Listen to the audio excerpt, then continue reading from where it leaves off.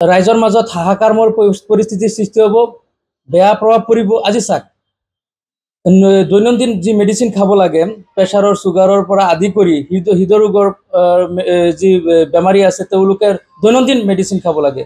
গতিকে এনেকৈ যদি দাম বাঢ়ে, দুখীয়া শ্ৰেণীৰ লোকে মেডিচিন নাখাই মৰিব লাগিব। কাৰণ তেওঁলোকে মেডিচিন খাব না ভাত, মানে এসাঁজ ভাত খাব। গতিকে তেওঁলোকে মেডিচিন নাখাই মৰিব লাগিব। গতিকে অসম চৰকাৰৰ লগতে স্বাস্থ্য বিভাগক মই কাটৰভাৱে আহ্বান জনাইছোঁ। লগতে নেশ্যনেল ফাৰ্মাচিউটিকেল প্ৰাইচিং অথৰিটিকো মই কাটৰভাৱে আহ্বান জনাওঁ, যাতে মেডিচিনৰ দাম বৃদ্ধি হ'ব নালাগে আৰু মেডিচিনৰ দাম যাতে আৰু কমাই দিয়ে, তাৰ বাবে মই কাটৰভাৱে আহ্বান জনাইছোঁ।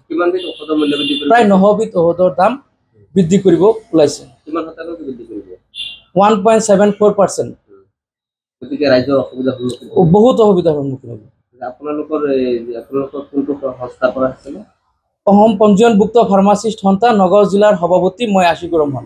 ৰাইজৰ মাজত হাহাকাৰময় পৰিস্থিতিৰ সৃষ্টি হ'ব, বেয়া প্ৰভাৱ পৰিব। আজি চাওক, দৈনন্দিন যি মেডিচিন খাব লাগে, প্ৰেছাৰৰ চুগাৰৰ পৰা আদি কৰি হৃদৰোগৰ যি বেমাৰী আছে তেওঁলোকে দৈনন্দিন মেডিচিন খাব লাগে। গতিকে এনেকৈ যদি দাম বাঢ়ে, দুখীয়া শ্ৰেণীৰ লোকে মেডিচিন নাখাই মৰিব লাগিব। কাৰণ তেওঁলোকে মেডিচিন খাব না ভাত, মানে এসাঁজ ভাত খাব। গতিকে তেওঁলোকে মেডিচিন নাখাই মৰিব লাগিব। গতিকে অসম চৰকাৰৰ লগতে স্বাস্থ্য বিভাগক মই কাটৰভাৱে আহ্বান জনাইছোঁ। লগতে নেশ্যনেল ফাৰ্মাচিউটিকেল প্ৰাইচিং অথৰিটিকো মই কাটৰভাৱে আহ্বান জনাওঁ, যাতে মেডিচিনৰ দাম বৃদ্ধি হ'ব নালাগে আৰু মেডিচিনৰ দাম যাতে আৰু কমাই দিয়ে, তাৰ বাবে মই কাটৰভাৱে আহ্বান জনাইছোঁ। প্ৰায় 9 বিধ ঔষধৰ দাম বৃদ্ধি কৰিব ওলাইছে।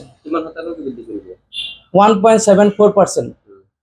গতিকে ৰাইজৰ অসুবিধা বহুত অসুবিধাৰ সন্মুখীন হ'ব। আপোনালোকৰ কোনটো সংস্থাৰ পৰা আছিলে?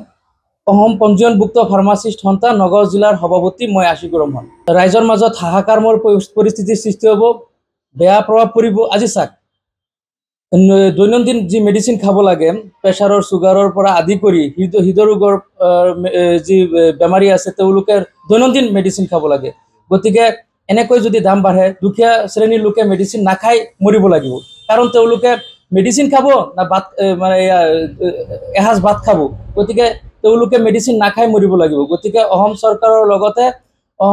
চৰকাৰৰ লগতে স্বাস্থ্য বিভাগক মই কাটৰভাৱে আহ্বান জনাইছোঁ।